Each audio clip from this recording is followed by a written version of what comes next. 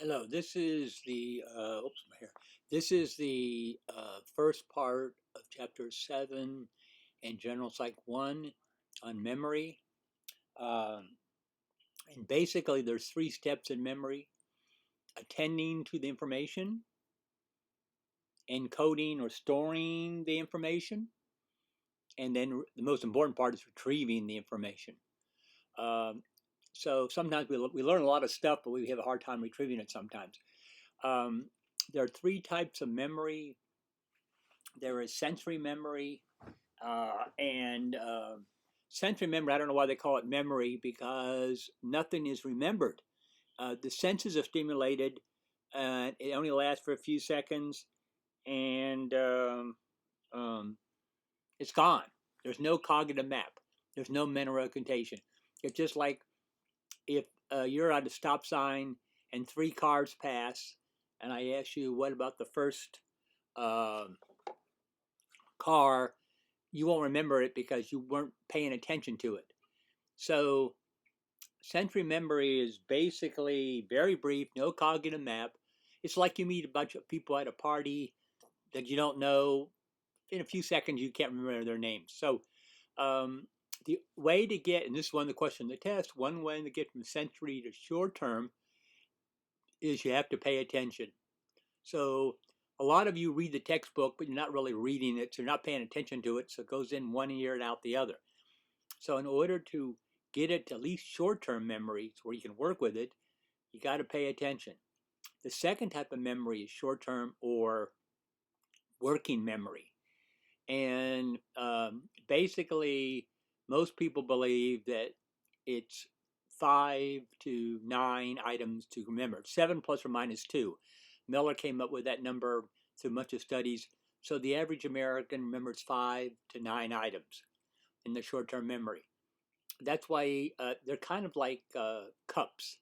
And when you pour more information in the cup, it overflows. And this is called displacement, another question on the test. So that's why you shouldn't cram because you can only put so much stuff in your uh, short term memory. It's called working memory also because it's an active, ongoing process. You have to work at it. And the best way to remember short term memory is what we call verbal rehearsal. Saying the term like you want to order pizza, what's the number? And you keep on saying it over and over again until you dial it. Um, that's verbal rehearsal. Uh, One of the ways you can increase short term memory is what we call chunking. Chunking is putting related items together, like the phone number. Instead of doing the area code and the first three and then the last four, you put them all together.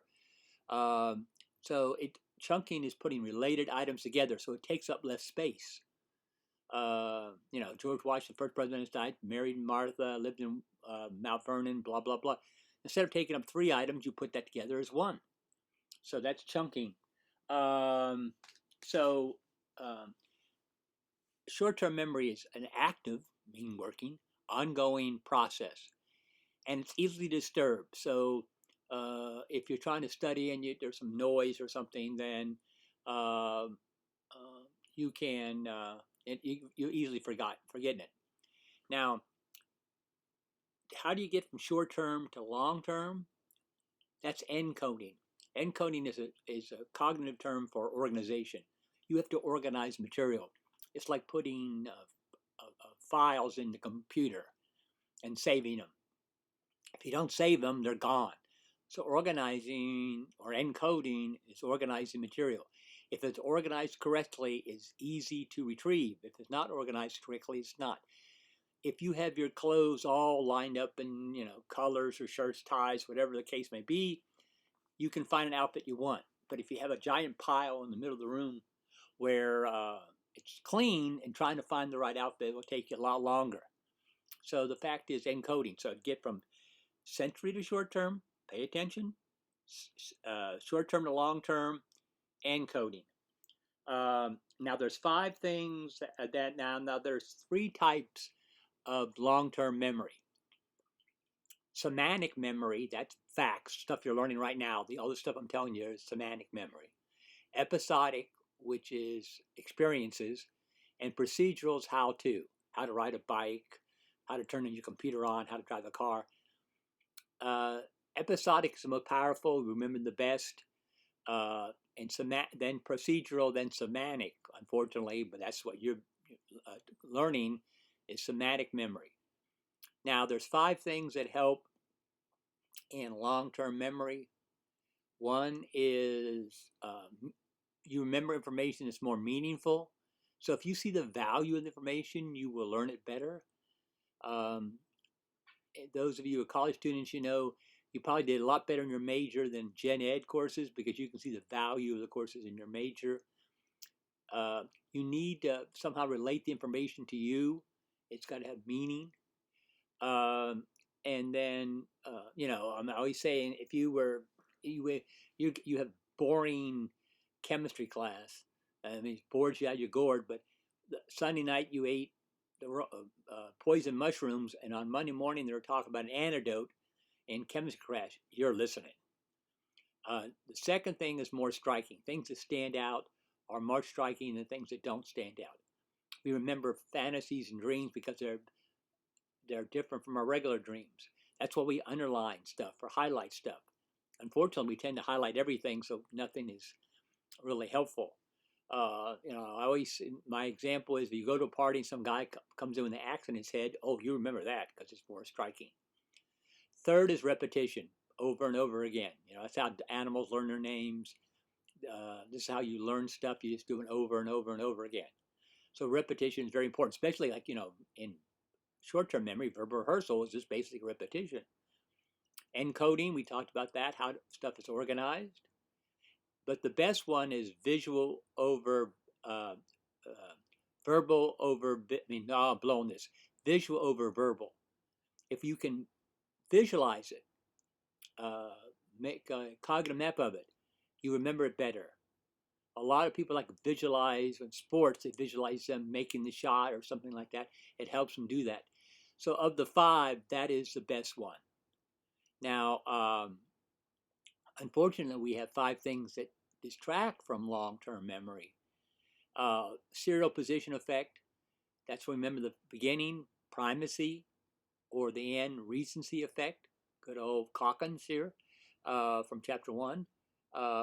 And so, you know, we know the first president, we know the last president, well, 46 is Biden now. And then, so if I ask you the 23rd, you go, no. So, or like the Star Spangled Banner, we know the first line and the last line, we don't know the 7th line. So the serial position effect affects long-term memory, especially if things are out of order.